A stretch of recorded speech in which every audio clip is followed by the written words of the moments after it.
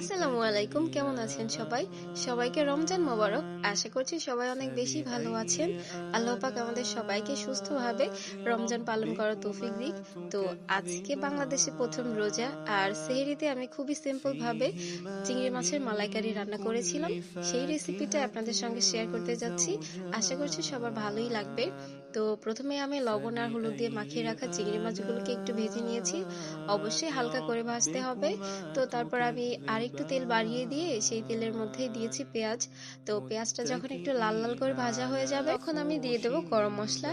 আর ওইটা দেওয়ার পরে আর একটু নেড়েচেড়ে আমি দিয়ে দেবো হচ্ছে এখানে পেঁয়াজ, আদা, রসুন আর কিছু পরিমাণে বাদাম বাটা।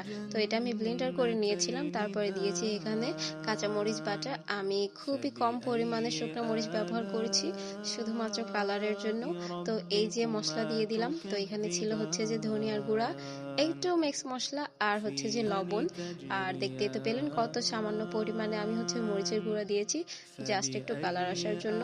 তো তারপরে আমি এখানে মশলাটাকে সুন্দর মতো কষিয়ে নিয়ে দিয়ে দিয়েছি হচ্ছে নারিকেলের দুধ। এটা একদম খাঁটি নারিকেলের দুধ। আমি হচ্ছে ওই যে দেখিয়েছিলাম একটা নারকেল আনা, মনে আছে অবশ্যই আপনাদের।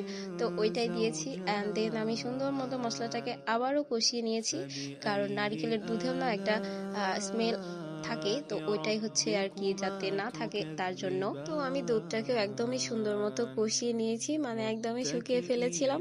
তো তারপরে হচ্ছে যে মশলাটা সুন্দর মতো কষিয়ে নিয়ে আমি ভেজে রাখা মাছও দিয়ে দিয়েছি। এখন মাছটাকে একটু পানি দিয়ে ফুটিয়ে নিলে কিন্তু রান্না কমপ্লিট হয়ে যাবে। আর আমি লাস্টে, মানে একদমই লাস্টে হচ্ছে চিনি অ্যাড করেছি, যাতে চিনিটা মাছের মধ্যে না ঢোকে, জাস্ট ঝোলের সঙ্গেই থাকে। তো এই যে রান্না কিন্তু একদমই কমপ্লিট। তো প্রথম রোজা, আল্লাহ যেন সবাইকে সুস্থতার সঙ্গে পালন করার তৌফিক দেয়। আর আমি যেহেতু ব্লগিং লাইফে এসেছি, তো আমাকে অবশ্যই ভিডিও আপলোড করতেই হবে। আশা করছি এটা নিয়ে কেউ বাজে মন্তব্য করবেন না। তো আজকে এই পর্যন্ত।